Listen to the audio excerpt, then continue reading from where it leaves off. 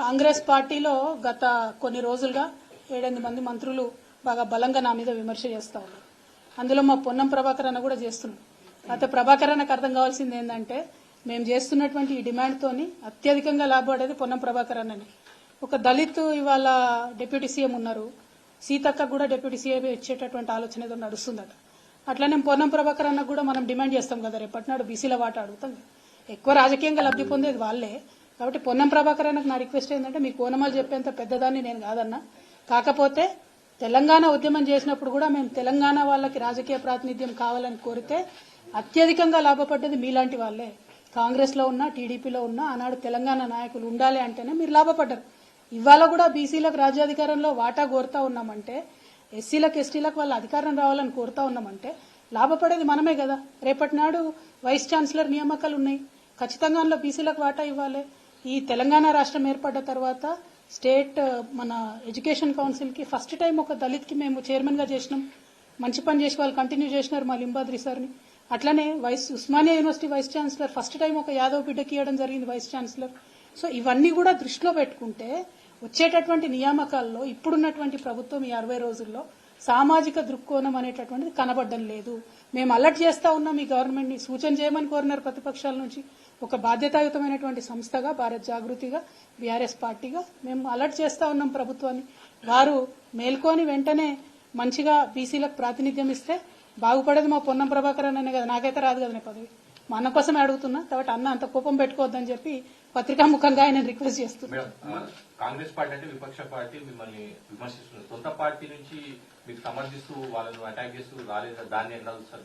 మీకు సమర్థిస్తూ కానీ మీకు సపోర్ట్ గా మీ పార్టీ నుంచి ముఖ్య నాయకులు కానీ ఎవరు కానీ వచ్చి ఒక తెలంగాణ భవన్ అసెంబ్లీలో పెట్టి వాళ్ళను రివర్స్ అటాక్ చేసిన పరిస్థితి, మిమ్మల్ని డిఫెండ్ చేసిన పరిస్థితి, దాని మీదనే ఏమంటారు మీరు?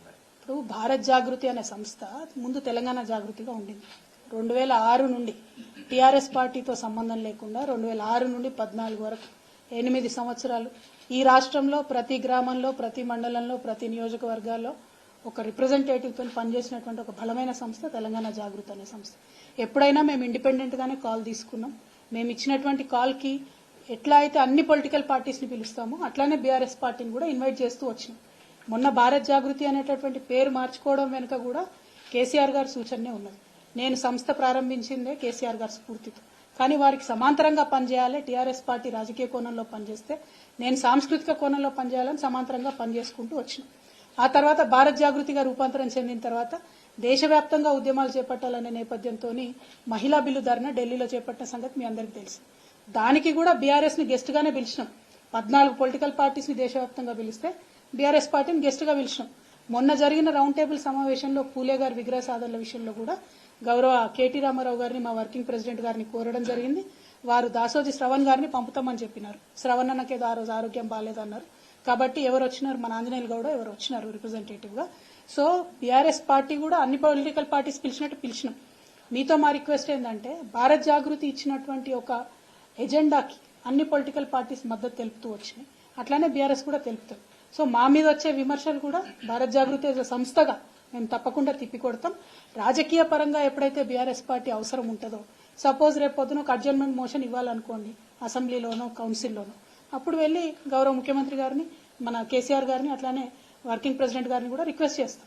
అట్లా లెజిస్లేటివ్ సపోర్ట్ అవసరం ఉన్నప్పుడు తీసుకుంటాం, కానీ ప్రతి ఒక్క విమర్శకి జాగృతి సంస్థకి వచ్చి బీఆర్ఎస్ పార్టీ అడ్డుగోడగా నిలవాలంటే కుదరదు. జాగృతి సంస్థకు దానితో ఒక అస్తిత్వం ఉన్నది.